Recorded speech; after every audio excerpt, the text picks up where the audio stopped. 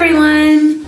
Welcome back to Crafting with Kelcey. My name is Kelcey. I am the rec programmer for the City of Flin Flon.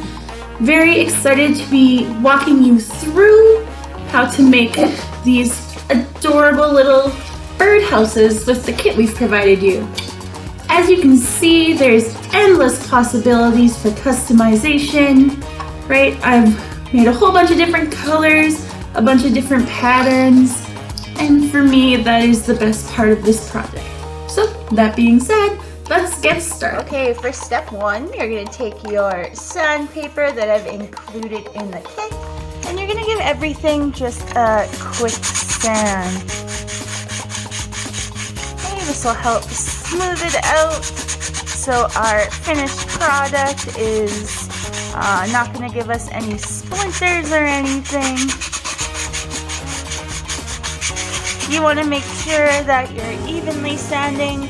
You don't want to be going in one spot over and over, just because it might make your surface a little uneven. I haven't done that one yet. And you're going to go through every single piece.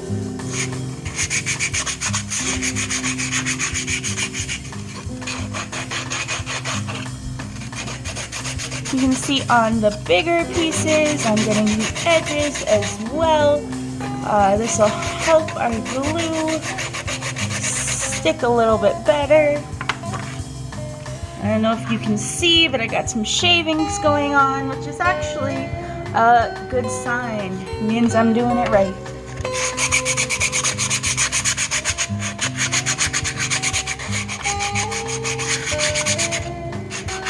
And the edges.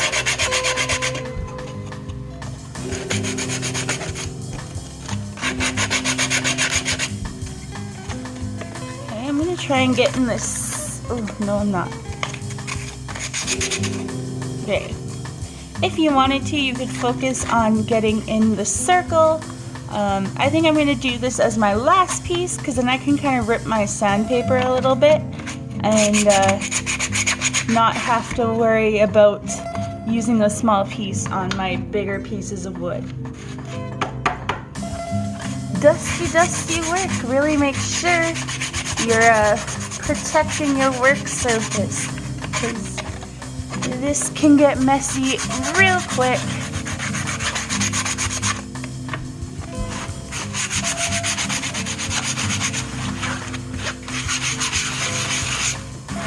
Almost done. 2 more pieces.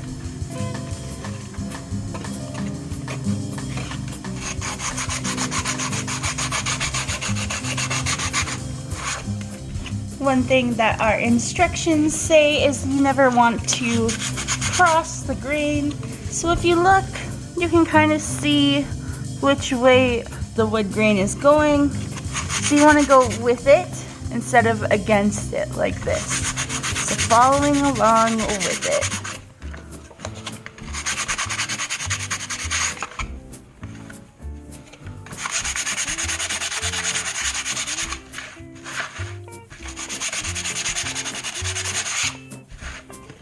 Last piece.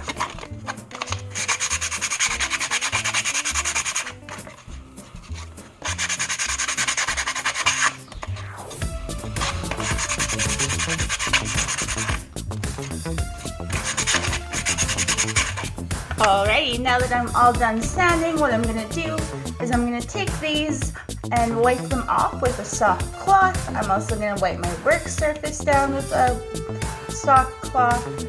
This way we can get all the dust up, because the dust can clump in our paint and our glue and just cause trouble later on. So I'm going to clean up and then we'll move on to painting. Okay, so I got my pieces all wiped off. They're nice and clean now. And I'm going to move on to painting.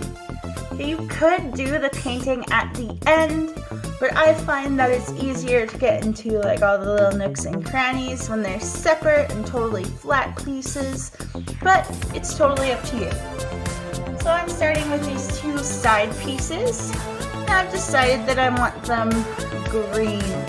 Okay, Okay, I'm using acrylic paint, but you could use stain, you could use markers, really whatever you have around. Or you could leave it totally blank. That's another option as well. So I'm gonna squirt some paint down on my little palette replacing paper. I got my handy dandy paintbrush over here. And we're just gonna give it a coat. This is one of those things that we may have to do a few coats, and that's okay. I really do suggest covering your work surface, then you don't have to be quite as careful when you're going around the edges and stuff. I know I'm not really great at being super careful, so I'm just starting with a thin coat so it dries nicely, but when we go over it, it'll kind of lose this streakiness as it gets a thicker covering. And the second one. I love painting stuff. It's super relaxing. And there's no rules, right? If you wanted to do this every color of the rainbow, you totally could. If you wanted to leave it blank, you totally could. I think I might be adding some designs to these after I'm done my 2 layers. So, no rules, no limits. Only thing that limits us is our mind, and I like that. It's a good feeling. It's like crafting freedom. Okay. Here's my first layer. I think I'm gonna do my second coat off screen just because you know it's the same. So I'll check back in with you once I have both of these layers dry. Alright, now I'm going to do the base color on my 2 roof pieces. I've chosen a nice purple for my base coat. I am gonna go in later and add some cool designs just to spruce it up a little bit.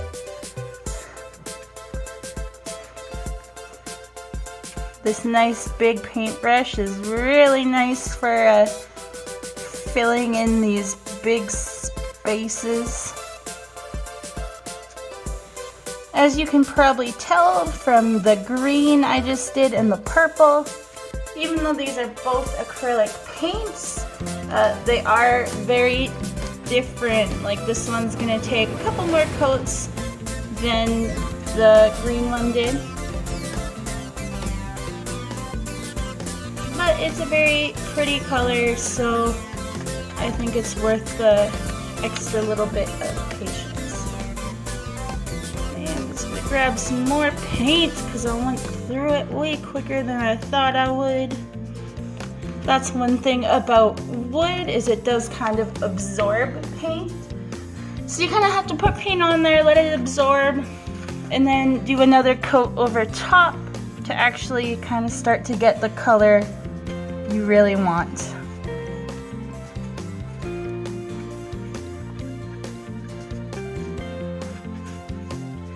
First coats are always fun because you get to be a little bit messier.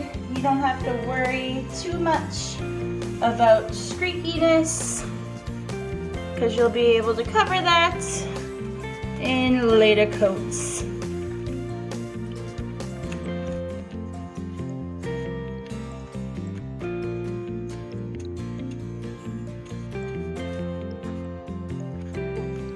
Oh, almost out of paint.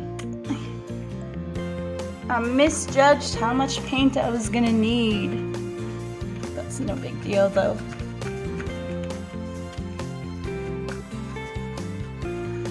Okay, cool. I'm gonna let these dry. I'm also gonna do a second coat off camera, so when you see these again, they should be a nice bright purple color. Fingers crossed.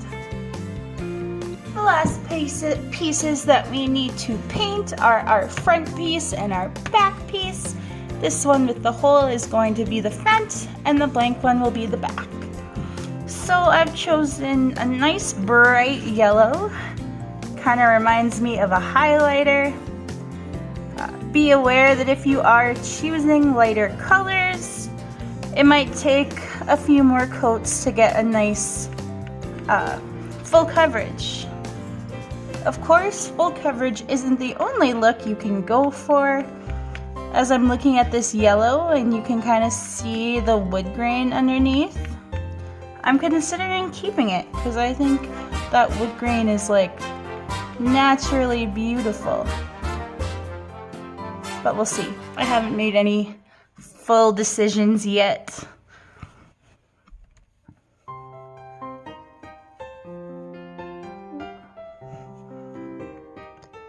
I'm also gonna get the inside of this hole. That part is totally optional, but just a nice finishing touch in my opinion. Whoop. Got some yellow on the back. You don't have to worry about the edges for these pieces because that's where we're gonna be gluing our project together.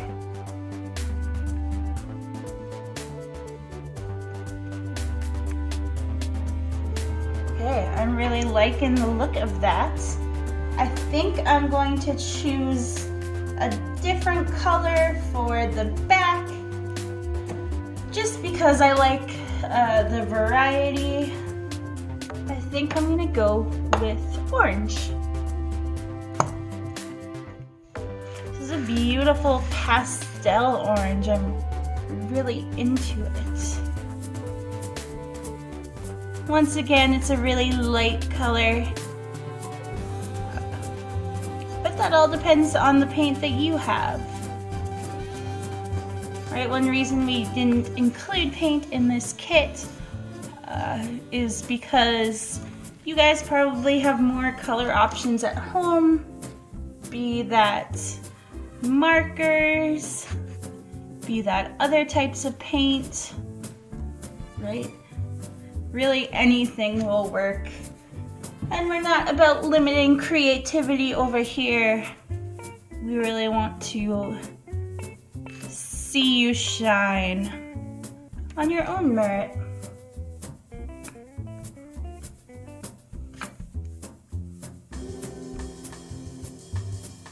Okay. So I'm gonna let these dry.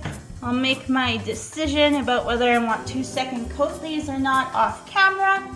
And when I come back, all my base coats will be painted and we'll be ready to add some detail. Alrighty, it's decoration time.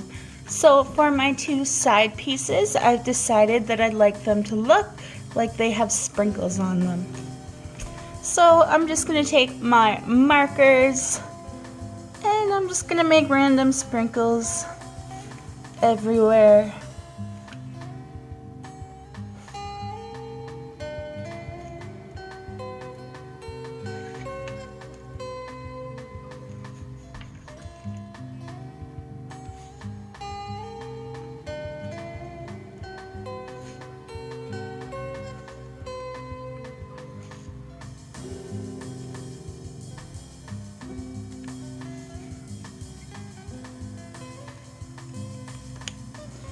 Switching up the colors.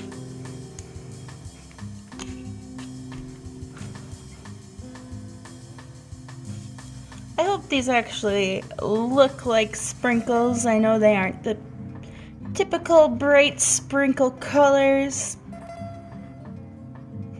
but worst comes to worst, they look like cool little stripes. So whatever.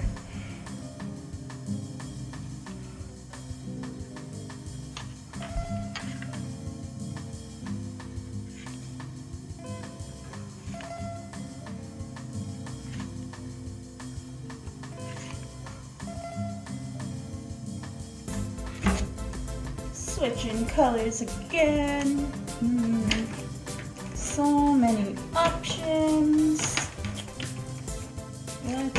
some dark green.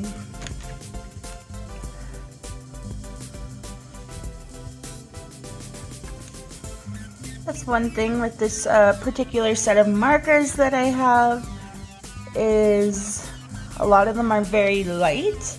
So I didn't want to try a very light color because I don't know how well it would show up on my panels. And I don't want to make a bunch of marks that aren't going to look good. And that's just because I did a very opaque green for my side panels. As you'll see on my other panels, I used a different paint and they're more see-through a little bit. And those ones I will probably be able to use whatever color I want, which is nice. I kind of look forward to that. Let's see if orange will show up. Oh yay, it does. I wasn't sure about that one.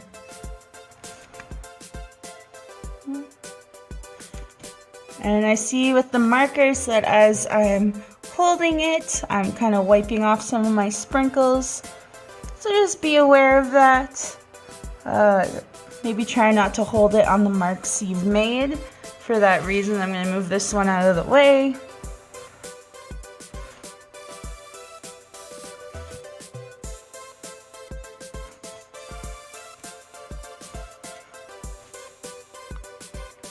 Okay, there we go. I think we're looking like a sweet treat. Let's decorate some more panels. These are my two roof panels. I've decided that for my project, I want to do some stripes. So I got a ruler here, and I'm going to kind of use a pencil to mark my lines beforehand. Even with my ruler, I know it's not going to be perfect. I'm not too worried about making the stripes equal or even really that straight. I'm trying my best to get them straight, but I'm not too worried if they don't end up that way.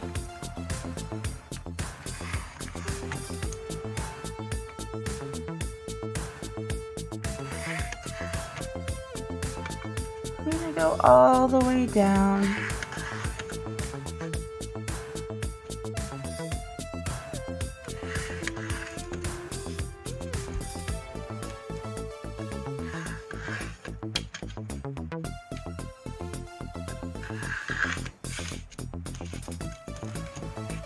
Okay, I think those are all the lines I want.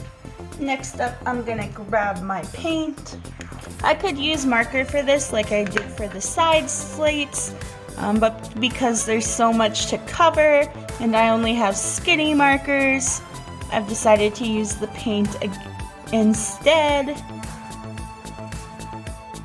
If I can open it, oh my goodness. Decided to use this lovely blue color. And I'm going to put this one aside to paint one at a time. I'm just going to do every second line this nice dark blue color. And it actually has a pretty nice, pretty nice coverage, which is awesome. Because I am only going to do one coat of my details. And then I'm gonna start putting it together. Even if, you know, my details aren't perfectly, if you can see through them a little bit, that's okay.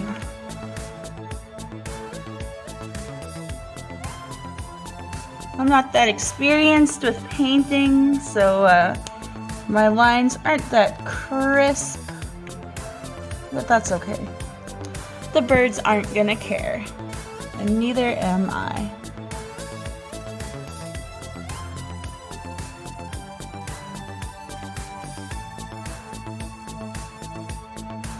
You know, I'm really curious. I actually didn't research before this video, but I'm wondering what type of birds we have around here. Like, I know there's some basic birds that everyone has seen. You know, things like robins, and stuff like that. But we also have some pretty cool birds hanging around that I don't even know what they're called.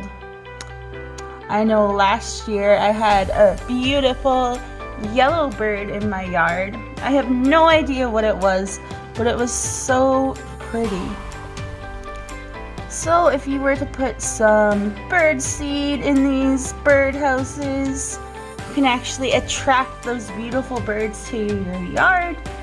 And as long as you don't scare them away, you'll be able to watch them. They're pretty cool to just watch hang out. Beautiful animals, in my opinion.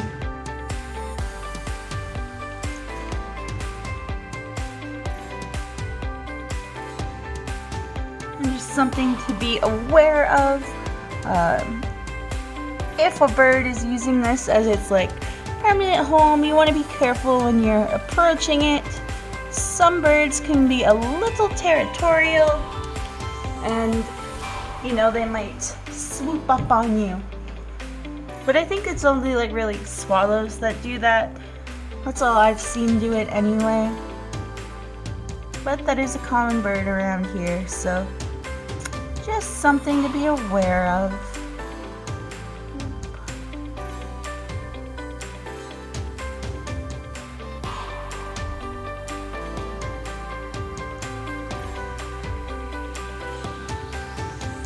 Alrighty guys, you get the idea. I'm gonna do the other side of the roof off camera.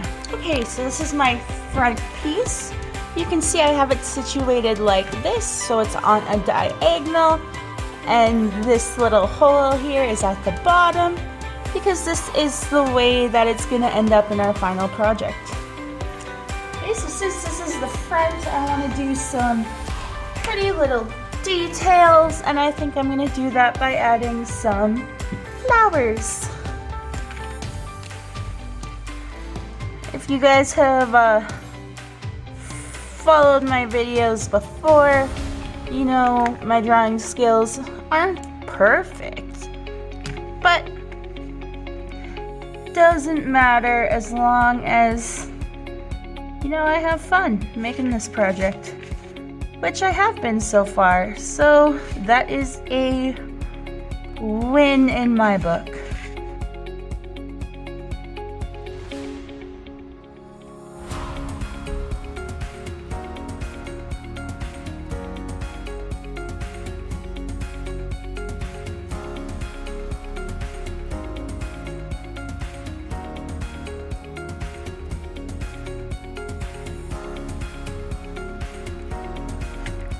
There's one flower.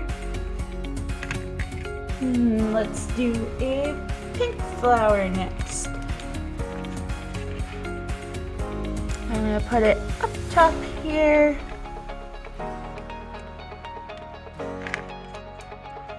And I'm sure this goes without saying, but you don't have to do flowers or stripes or sprinkles, right? This is where your own creativity is coming in handy.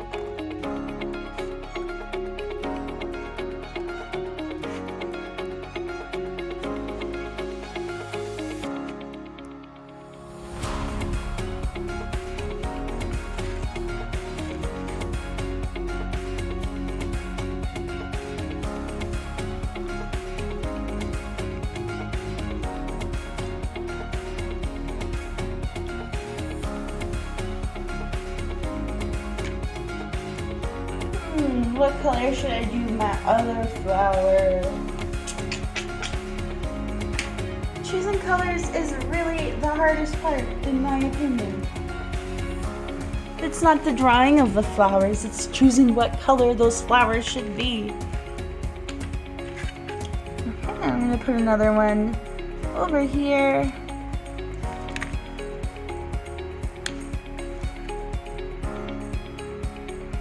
I decided to go with orange.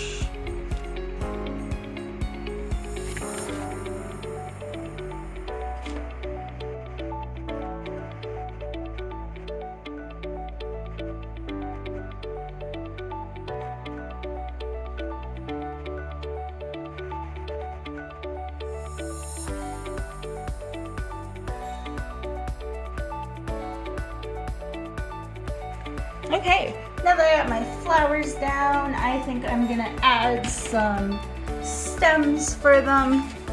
I'm gonna turn it back this way so I remember that this is the way it goes. And I'm just gonna add some vine-like stems. I know these flowers wouldn't have vines, they'd have straight stems. But I don't care, that's what my flowers are. I don't care about how real it is. I just want to decorate it.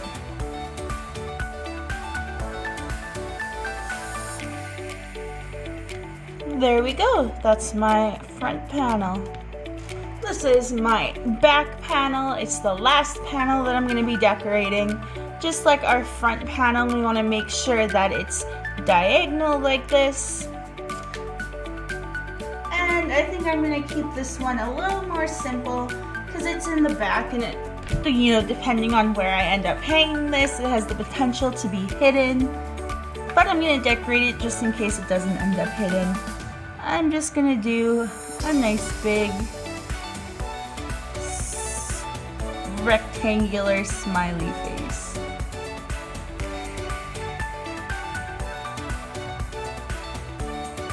One eye,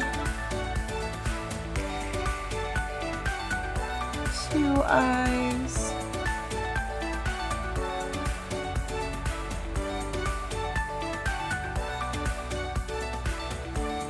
and a mouth.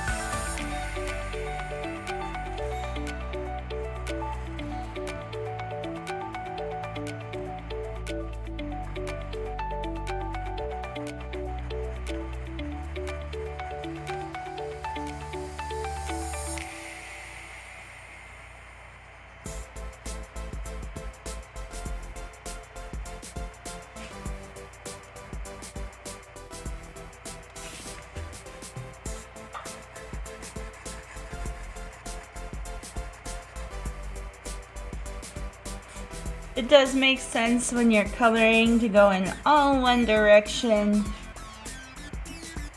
I'm a rebel colorer though. I don't care what direction I'm coloring, as long as I get some color down. There we go. I'm all decorated and ready to move on to assembly. Okay, for the first step of our assembly, we're going to need our two side pieces as well as our front and our back. I got my wood glue here, which has been transferred to another bottle, but just because we had a huge vat of it pretty much. So what I'm going to do is I'm going to flip my two side pieces over. I'm going to open up my glue. And this is going to give me a really thick line of glue. You're not going to need that thick of a line, but it just doesn't have a precision top. So this might get a little messy. That's okay.